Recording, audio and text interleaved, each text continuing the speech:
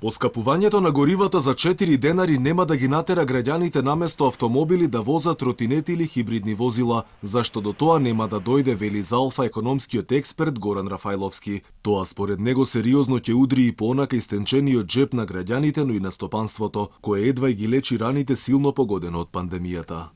Мислам дека е вистинско време за еколошка такса, бидејќи сите останати проблеми во областа на економијата и правото во Република Македонија ги решивме и сега е вистинско време за еколошка такса.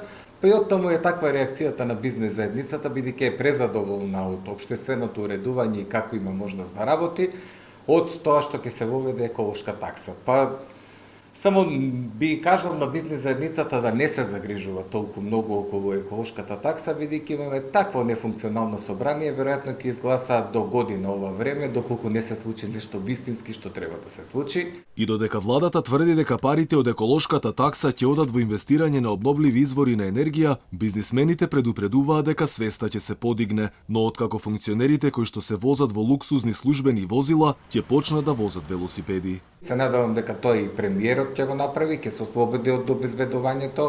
Исто сите министри што имаат дополнителни обезбедувања ќе тргнат пешки на работа, ќе се вратат пешки од работа и само при службените патувања ќе одат со превозни средства. Стопанството алармира дека штета од зголемувањето на цената на горивата ќе имаат сите индустријски гранки, а посебно штета ќе почувствуваат граѓаните на кои ќе им се удри се врз глава. Проблемот на тие семејства е да се прехранат, проблемот на тие семејства да ги изгледаат своите деца, проблемот на тие семејства е исклучително голем. Ние за тие луѓе мораме сериозно да се погрижиме, да имаат достоинствен живот, таков како што за жал немаат.